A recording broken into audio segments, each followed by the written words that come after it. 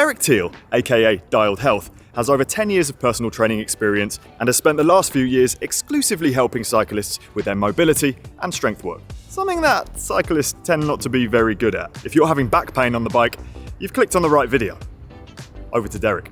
The most common reason cyclists experience back pain while they're riding is due to muscle compensation. This is when your back is trying to do the work that your glutes and your abs should be doing for you. Those two muscle groups should be stabilizing and your back is working on overtime. So it gets tight, it gets angry, and if you do these sequence of stretches combined with activation and actual strengthening to really hold everything in place, you can resolve it. Let's do this. Step one is the foam roller windshield wiper. The goal of this is to release some of those chronically tight muscles that you're feeling and get them to relax a little bit. It should almost feel like a massage. So you're gonna put the foam roller on your low back just above your belt line and then plant your feet on the ground and also your shoulder blades. Once you're in that position, you want to relax, and then as you exhale, allow the knees to drop to one side. So start by dropping them to the right and feel that side of your low back press into the foam roller. What you'll notice is that there's also a stretch on the opposite side of your hip that just feels great. You're gonna repeat it by going to the other side, and this is where the windshield wiper motion starts. You're gonna hold each position for about 2 seconds, and I want you to do at least 10 reps.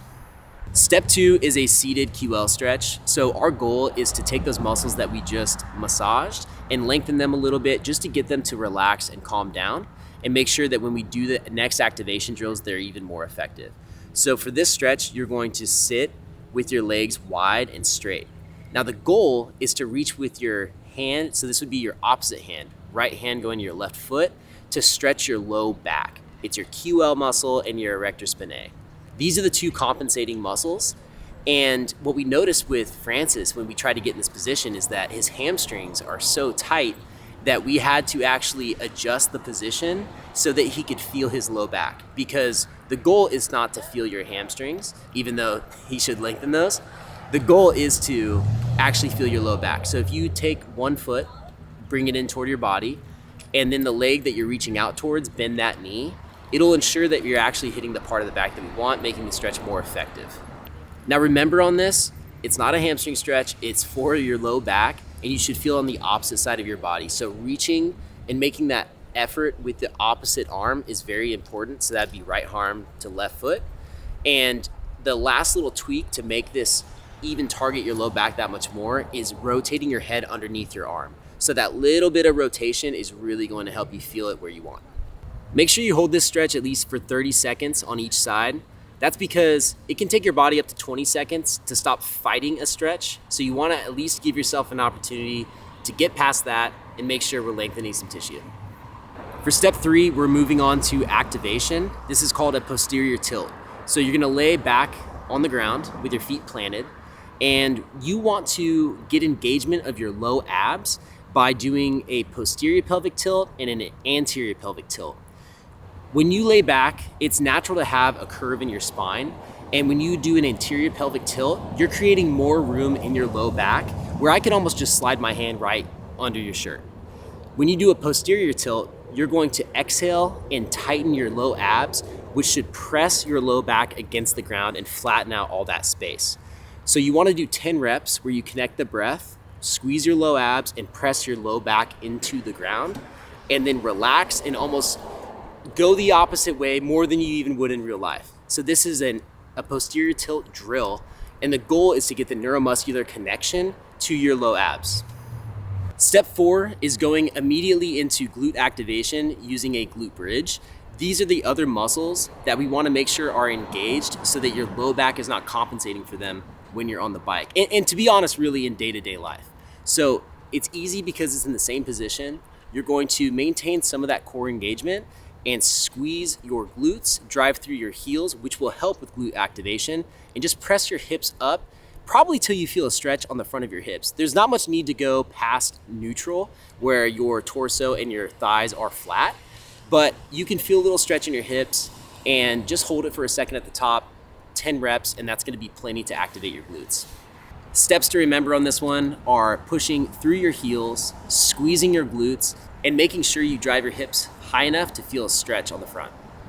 Step 5 is learning how to hip hinge. It's gonna be a bonus if we can load it up and turn it into a deadlift, but even if you don't have access to equipment, this is still gonna be beneficial.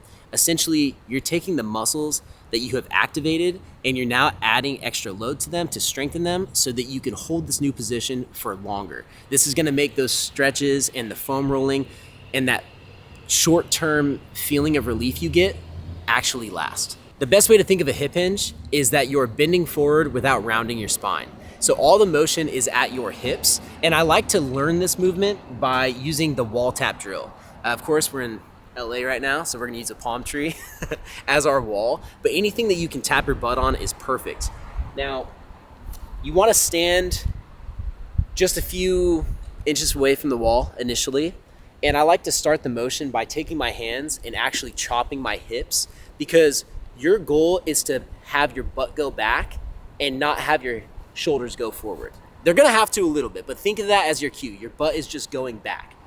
So you wanna get as far away from the wall as you can with still being able to reach it, so that you train your mind to reach your butt back and we activate the correct muscles. This is all glutes, hamstrings, back, your posterior chain.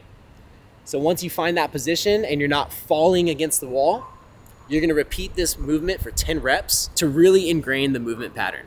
Hinge, butt goes back. As soon as I tap, I squeeze my glutes, drive my hips forward. It's okay to bend your knee a little bit.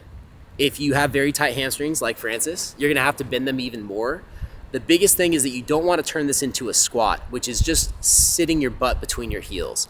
This is all about hinging and reaching your butt back. That's the biggest differentiator. So once you have that motion ingrained, if you have access to a weight, this could be dumbbells, it could be bands, a kettlebell, we wanna load it up and strengthen this position so that it lasts for even longer. So I'm gonna do the same exact motion, but now I'm gonna reach down and grab this kettlebell. I pull my shoulders back, my core is engaged, and I start the movement by squeezing my glutes and driving my hips forward, all the way to the top, reach it back, all the way to the top. Those are 5 steps to fix your muscle compensation and end your back pain on the bike. I'll tell you, doing this every day until the symptoms subside is a great idea.